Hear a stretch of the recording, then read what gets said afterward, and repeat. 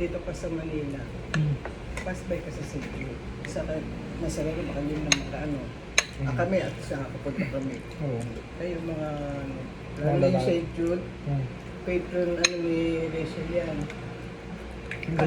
Kada umuwi yan dito, Ayun. hindi maaaring hindi kami pupunta ng St. Jude. Nung nag-reflex ako na, dito ako, tumambay ako dun. Mahirap eh, magtampo. Sabihin ko mga batang to na wish granted eh, Layo na. hindi na makaalala. Mahirap yun. Everything, nandito ka nila. Bukas siguro mga 5 gising na ako. 5:30 alis na ako. Parang May mission na ba ng gano'n? 6 o'clock na talaga. 6 o'clock. Tingnan mo yung ano, Google mong start ng mass. 6 o'clock po. 6 to 7. Ay, di mag-angkas ka. Gaan ko na para ano, naumpisahan ko. Hindi ko pa naumpisahan yung misa dyan palagi. Lagi ako nalilate ng 5 minutes. 6 o'clock yung mass na. Hindi mo nagbe-breakfast ka, hindi naman ako naangkala. So, ay, bukas magtinola na lang tayo, ano? Sige. Tanghalian natin. Kasi sa gabi, ano oras bang Kahit biyahe mo? hapon na, gabi. Ganun. Kasi Monday pa ng gabi yung duty ko. Makikita pa ka ba naman namin kasi hatid ka namin sa Dati Naiya. alas 10. Ma, di ba hatid dati sa Naiya? Hindi pa. So, Pagka yung paalis na, pagka- kasama tayo. Ingat tayo sa sa Naiya. Maging mapagmasid tayo, huwag tayo tambay ng tambay sa isang lugar. Tapos na. Ano? Basta. Tapos? Usap. Kuha po ako. Tapos. Tapusin ko lang to. Ubusin mo lang kayo mga pag hindi niya maubos. Ma, Hindi, yung, tapos, last ko na. Second yung load. sa lahat yan, eh, ano yung missile. Kaya na yung ano. Ay, busin ko muna. Napuplow. Floated. Kaya nga eh.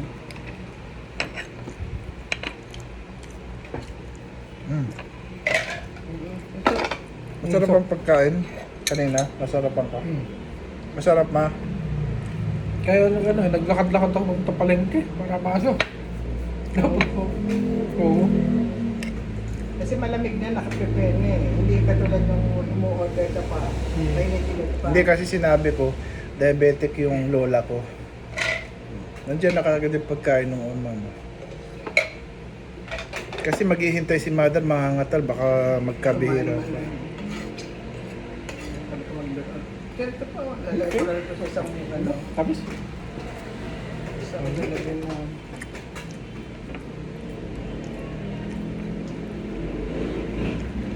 Bumigat. Akala mo sa ano, kaya umiyak yun, wala sa rin kang nakita niya yung picture niya, dismayoso. Ano na pala daw sa kapatid, nakapangit na siya sa sarili niya. Ano pala? Ganyan, ang rason ko, kasi ini-embrace mo natin kung gano'n.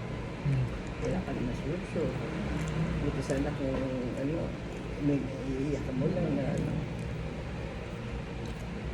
Instead na na-absorb mo yung, ako natutunan ko yung kay Rachel eh. Dati sa Rachel yung masaya. Mama, it's your choice, hindi ka masaya. Ano mo, you have to, sabi sasabihin sa akin, it's your choice, mother. Despite the fact, mas gusto mo hindi ka masaya, choice mo yan. Magawa ka na alternative way to enjoy your life.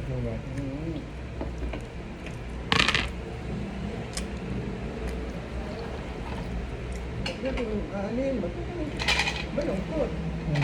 Pero kung overcome yung lungkot, Mama, magpapalit ako pambahay. Okay. overcome mo. Lagi na lang, hindi na-affectahan tuloy ano mo. Pangko. Pero nga eh, hindi na nga nasa kanya iwanan eh. Iwanan ko eh. Ay, ma. Wala naman ano. Sabi ko kay kuya sa birthday ko, kahit wala siya, magkakainan pa tayo sa ako malilibre. May nakita pa akong kainan sa baba, hindi alam ni kuya. Papakain ko sa iyo, baka maano. Sa baba. Main event.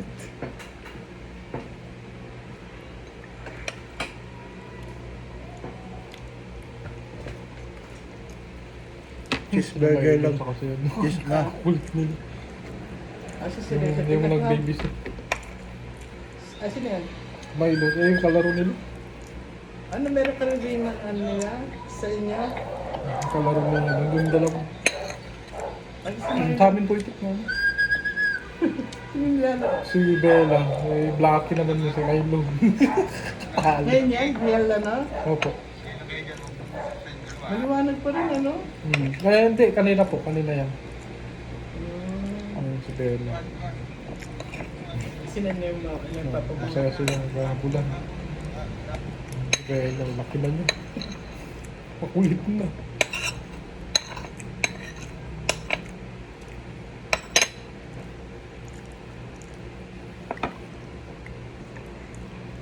Pwede dagdagan ko iced tea ah.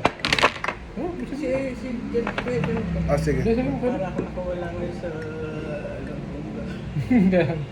Mama, kuya, iced tea. Yeah, sige na. Hindi ka nagsusunod.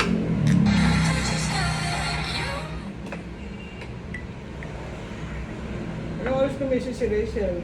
Hindi lang ano yung oras. Anong nakauwi ka na dito, gising na si ate? 8. Mga 8:05. Tama, umalis na. Ano niya, pero si Hirit pa. Nag-iwo, sabi niya. Tinaka-itsura niya. Nagising lang ako, matutulog pa ako ulit. Tapos nag-usap kami. 17 minutes ako nag-usap. Tinaka nga din mukha niya sa Ah, sa rin.